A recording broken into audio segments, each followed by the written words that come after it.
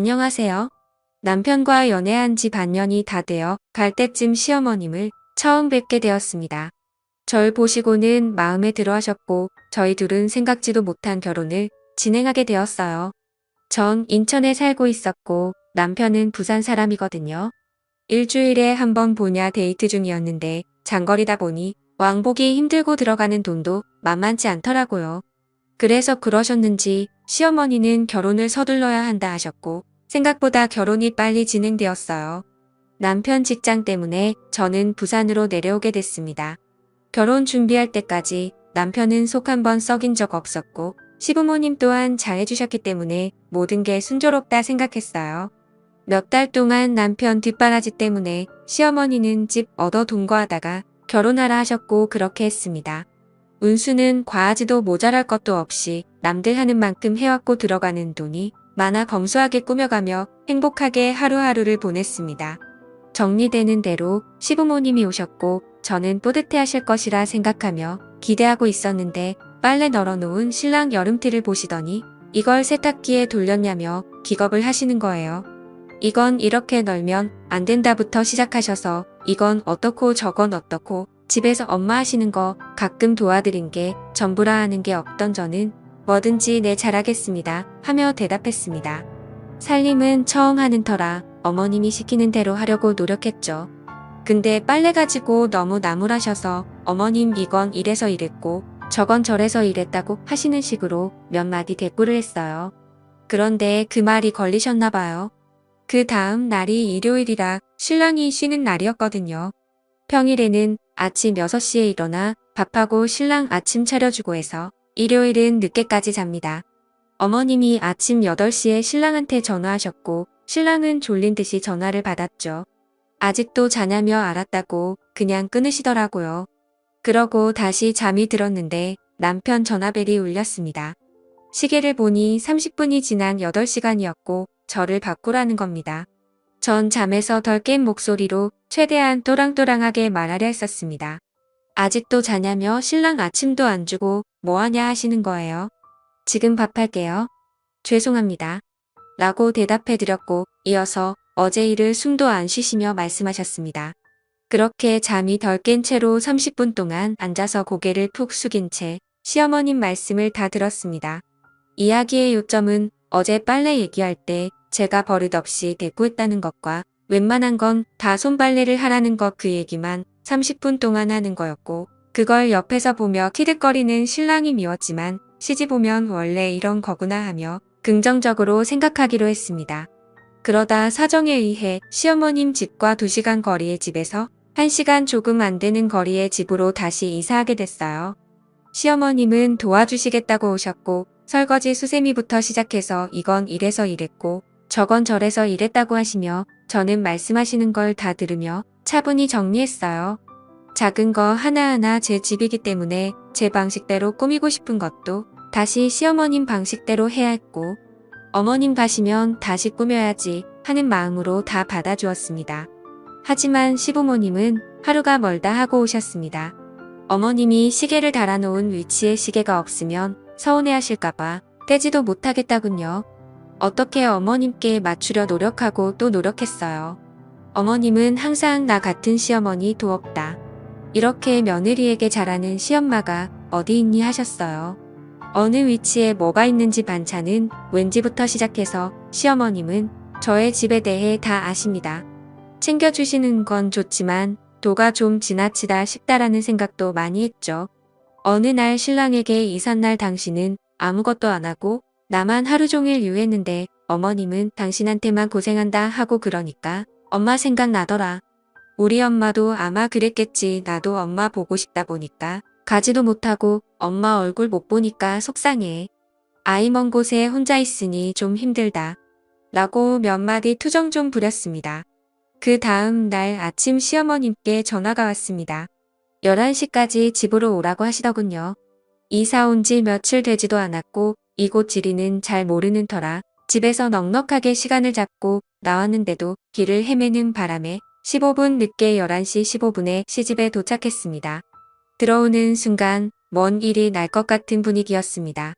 통화할 때 어머님 목소리가 안 좋으셨거든요. 물통 한 개를 냉장고에서 꺼내 오시더니 앉으라고 하시더군요.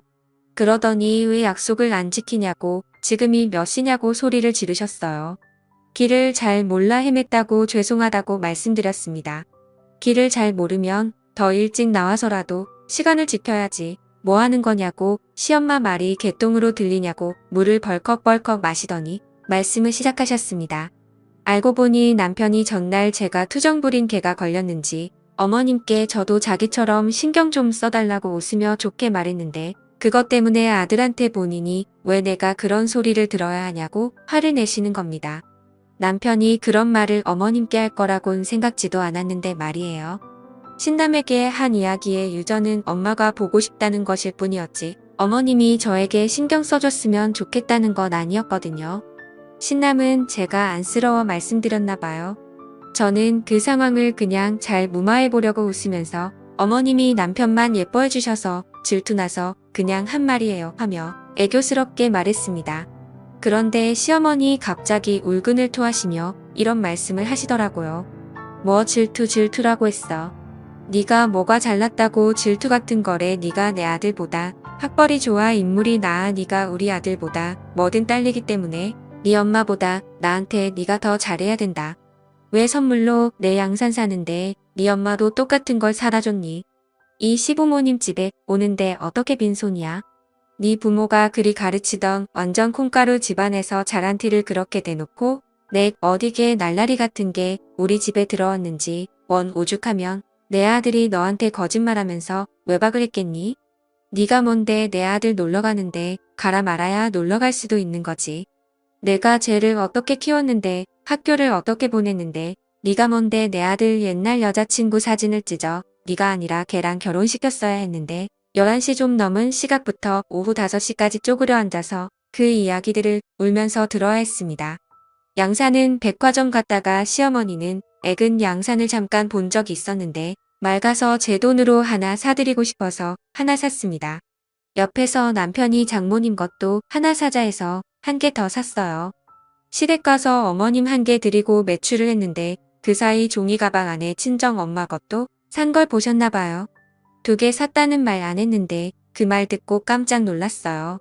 신랑이 거짓말하고 놀러간 것은 결혼 전에 혼자만 놀러가는 게 미안했다며 회사에서 가는 거라고 거짓말을 하고는 대학교 때 친구를 남자 여자 섞어서 스키장 놀러 갔다 온 걸 저에게 들킨 적이 있었어요.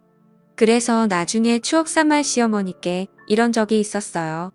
어머님 좀 혼내주세요라고 말했는데 저렇게 받아들이실 줄이야? 옛날 여자친구 사진은 결혼 전 시댁에 놀러 갔다가 예전 여자친구 사진이 있길래 꿈하고 있는데 시어머니 이게 왜 여기 있지 버린 줄 알았는데 이거 찢어서 버려버려라 해서 남편이 찢어버렸거든요. 근데 제가 찢었다고 저렇게 말씀을 그 시간에 저 말만 한 게 아니지만 마음이 아파 생각하기 싫어 저 정도만 적겠습니다. 나중에 신랑이 왔고 신랑이 오고 나니 더 심한 말은 안 하시더군요. 그곳에서 빨리 탈피하고 싶어 마지막에 울면서 죄송하다고 빌고 신랑이랑 집으로 왔습니다. 정말 억울했고 힘들어 그 일 이후로 며칠 동안은 밥도 못 먹고 먹지도 못하는 술을 먹으며 매일 울었습니다. 부모님께는 걱정하실까봐 말도 못하고 너무 힘들었습니다. 그 다음날 찾아오셔서 어제는 내가 심한 말 한 개 사과한다고 더 이상 그 일은 잊어버리라고 말씀하셨는데도 잊혀지질 않더군요. 시어머니께 자주 전화드리고 싶어도 목소리만 들어도 두려운 마음에 일주일에 한 번씩 겨우 드리고 있었어요. 신랑도 많이 힘들어했는데 언제부턴가는 우리가 부모님께 너무 못하는 것 같다며 걱정만 하더이다. 멀리 계시는 저의 부모님은 안중에도 없고 우리의 엄마나 키우느라 고생하셔서 그래. 우리 부모님 너무 없이 살던 분들이시라. 서러운 게 많아서 그래. 그때 일은 내 얼굴 봐서라도 잊으면 안 되라고 하면서 제 엄마 편 만드는데 진짜 한 대 치고 싶은 생각도 들더라고요. 잊으려 해도 그때 일이 잊혀지지가 않았습니다. 또 저는 그냥 아기 낳고 잘 살고 싶었는데 신랑이 적게 벌어오는 것도 아님에도 불구하고 이번에 집 사면서 빌린 대출금 갚아야 하나 애 낳으면 돈 많이 들어가니까 당분간 낳지 말라시더군요. 이제 저도 좀 있으면 30인데 이 집에 들어와서 제 의견 같은 건 아무것도 쓸모가 없었습니다. 이곳에 와서 제가 의지할 수 있는 건 남편뿐인데도 지 엄마한테 싫은 소리 한마디만 해도 마음 아파하는 효자이기 때문에 이러지도 저러지도 못했습니다. 모두 다 때려치고 엄마한테 달려가고 싶은 맘뿐이었습니다. 그러다 보니 남편과 말다툼이 잦아졌습니다. 그럴 때마다 CM이라는 인간은 저한테 어디 천한 남편한테 큰 소리를 했고, 저는 당신은 이제 어머님한테 우리 다툰 것까지 이야기하냐고 따졌습니다. 매일 반복 지긋지긋했어요. 그리고 얼마 후 남편이 다른 여자를 만나는 걸 알게 된 겁니다. 알고 보니 결혼 전 남편이 제 앞에서 찢어버렸던 사진의 주인공, 그러니까 남편의 전 여친이었습니다. 결혼 후에도 저 몰래 그 여자랑 데이트도 하고 놀이공원도 가고 또 함께 영화도 보면서 연인처럼 지내왔던 겁니다. 제가 어떻게 당신이 나한테 그럴 수가 있냐고 따졌더니 남편이라는 스프가 눈을 동그랗게 부릅뜨더니 저한테 하는 말이 가관이었습니다. 안녕하세요. 남편과 연애한 지 당신은 추억이라는 건 없는 사람이야. 내가 가장 힘들 때 옆에서 지켜주던 여자를 그럼 그냥 버려. 요즘 집안 사정도 힘들고 남편이랑도 힘들다고 해서 가끔 만나서 고민 들어주고 그랬던 것뿐이야. 내가 그 여자랑 잠을 잤어. 내가 당신이랑 결혼하면 내 인간 관계 다 끊어야 돼. 갑자기 가막혀서 말이 안 나오더라고요. 당신 그걸 말이라고 해. 라고 따지니 집을 나가지 애미한테 달려가서는 한동안 돌아오지 않더라고요. CM이라는 은처 혼자 있는 집에 달려와서는 무슨 저런하면서 네가 그런 식으로 바가지 긁으니 남편이 숨을 쉴 수가 있겠니? 네가 뭐 하나 잘나고 이쁜 게 있어야 우리 아들도 널 이뻐하지. 남자는 다 여자하기 나름인 게야 라고 하시는데 정말 저 그날 너무 열받아서 말 함부로 하지 제가 뭘 그렇게 잘못했냐고 시집 와서 어머님 말씀 모두 순종하고 아기 낳는 것도 포기하고 살고 있지 왜 다 내 탓이라고 하시냐고 따졌습니다. 그렇게 제가 싫으시고 못마땅하면 이혼하겠다고 당시 나들 그냥 때리고 평생 사시라고. 나는 당신이랑 당시 나들 모두 감당 못하겠다고 위자료 준비하라고 큰 소리를 쳤죠. 그랬더니 어머님 엄청 놀라는 눈치였습니다. 저는 어머님 앞에서 당장 짐을 싸서 친정에 갔습니다. 정말 이혼할 각오를 하고요.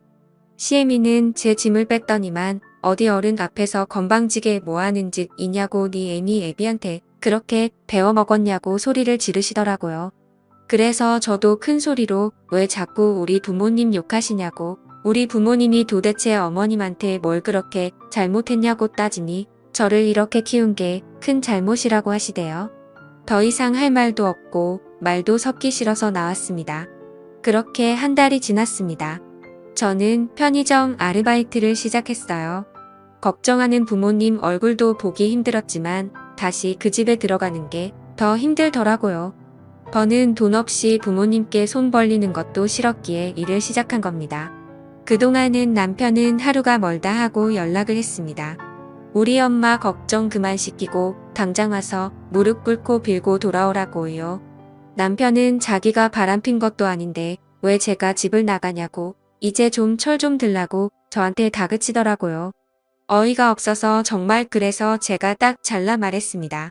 내가 정말 들어갔길 원하면 네가 만나는 여자들 다 정리하고 네 부모랑 나 사이에서 첫신 잘하라고요. 그랬더니 며칠 연락이 없던 남편 미안하다고 이제 다른 여자 안 만나겠다고 엄마한테도 이제 다시는 저한테 함부로 말하지 못하게 중간 처신을 잘하겠다고 하더라고요. 저는 저희 부모님 걱정시키는 것도 싫고 또 남편을 믿고 싶은 마음이 남아있던지라 못 이기는 척 다시 집에 왔고 그 후로 CM이도 또 다시 저희 집에 찾아와서 잔소리를 하기 시작했습니다. 그때마다 저는 남편에게 전화를 했어요.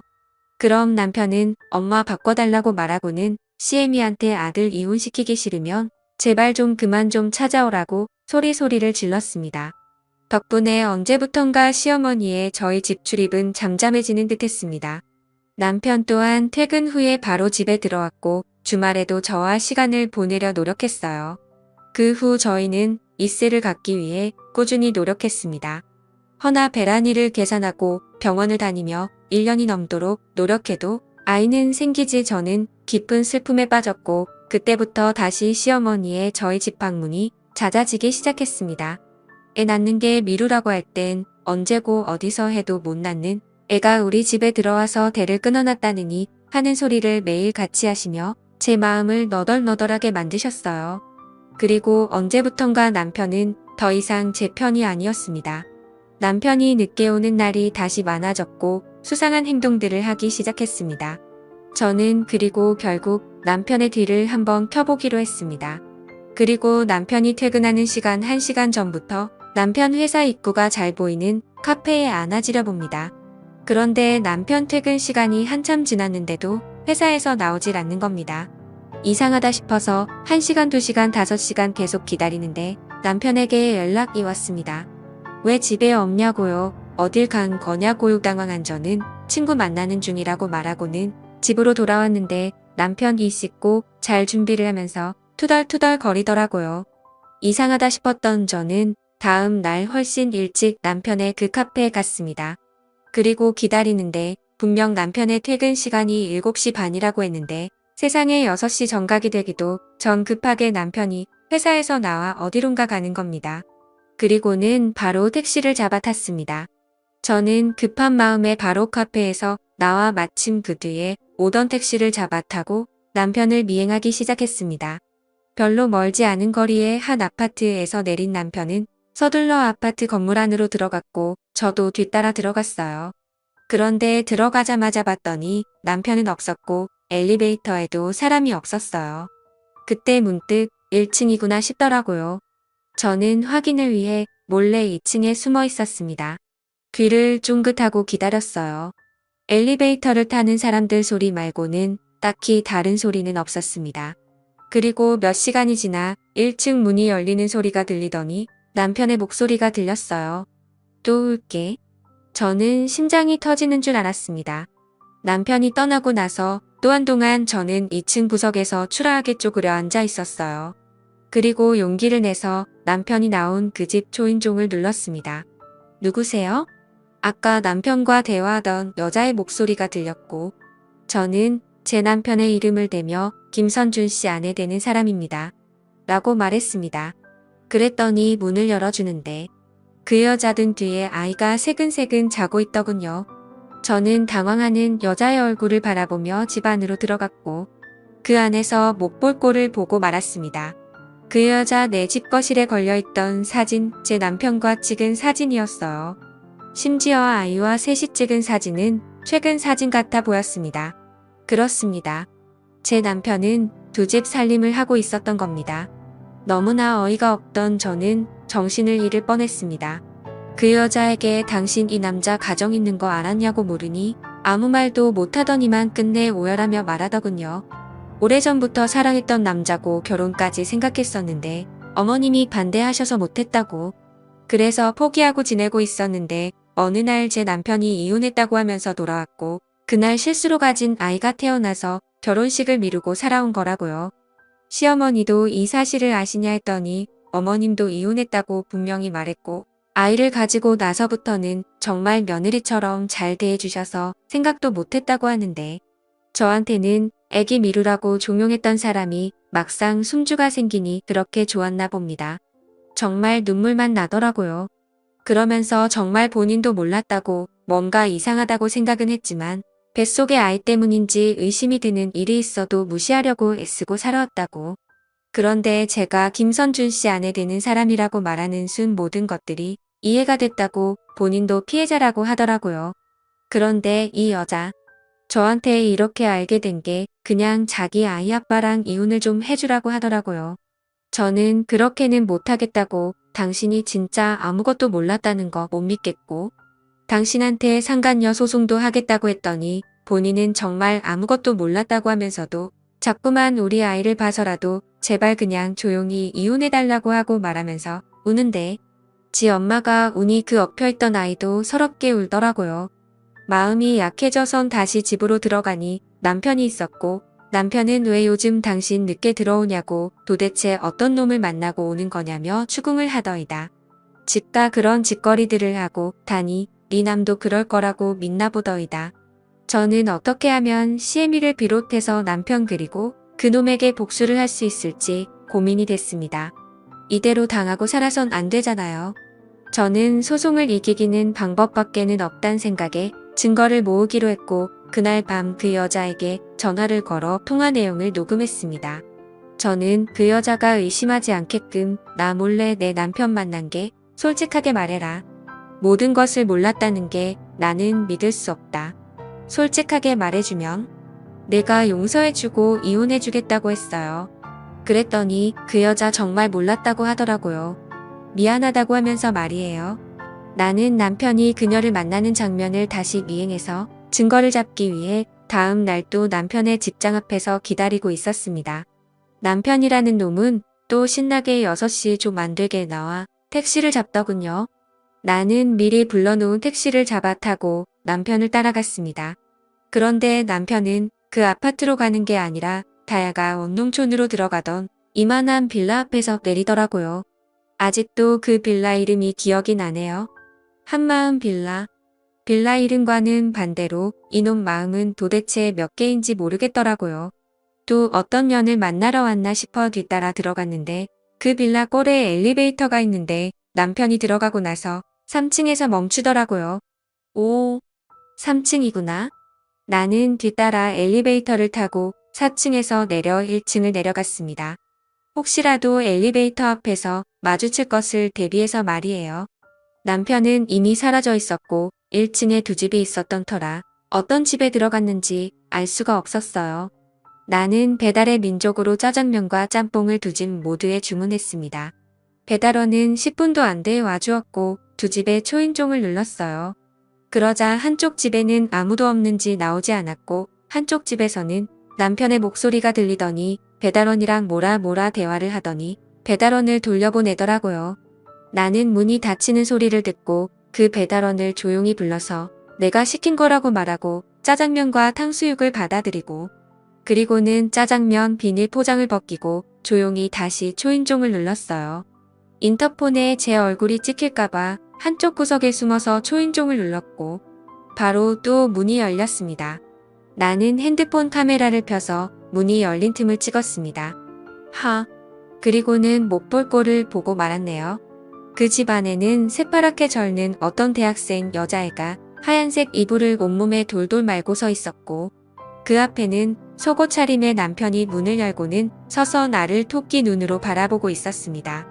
열받은 나는 남편 얼굴에 짜장면을 던져버리고는 그 여자애에게 다가가 뭐 하는 거냐고 따져 물으니 아줌마는 누구냐고 오히려 쏘아보며 묻더군요.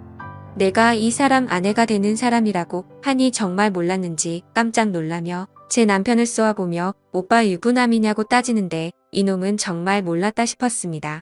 그리고는 갑자기 무릎 꿇고 진짜 몰랐다고 죄송하다고 비는데 이 여자가 무슨 잘못이 있겠나 싶어 제 남편 싸대기를 미친 듯이 갈기며 당신 가만 안 둘 거라고 말하고 집에 돌아왔어요. 그리고 그 영상을 남편의 애를 낳은 내연녀에게 보내고는 잠수를 탔습니다. 전화기를 꺼버리고 친정집에서 아무것도 못하고 누워만 있었어요. 알아서 니놈들이 잘 해결해봐라. 그런 심산이었어요. 그리고 아무것도 할 수 없을 만큼 심신이 지치기도 했고요. 나중에 알고 보니 그 내연녀 제 남편이랑 정리하기로 하고 남편을 상대로 소송을 걸었더군요. 또 그 소식을 알게 된 손주 생겨서 좋아했던 시애미는 충격에 쓰러져 병원에 입원 중이라고 했습니다. 남편 새끼는 그제서야 휴가까지 써서 저한테 매일 같이 찾아와서 잘못했다고 비는데 더 밟아줄 생각이었습니다. 그런데 입원했다던 시어머님이 저희 친정에 오셔서는 미친 듯이 초인종을 누르시더라고요. 저랑 저희 부모님은 놀라 문을 열어드렸는데 환자복을 입고는 오셔서는 제 앞에서 무릎을 꿇으며 제발 본인 손주 잃지 않게 해달라고 자기한테 하나밖에 없는 핏줄 자기한테 다시 돌아올 수 있게 도와달라고 그 여자 그러니까 큰 내연녀한테 제발 잘 좀 말해달라고 비시는 겁니다.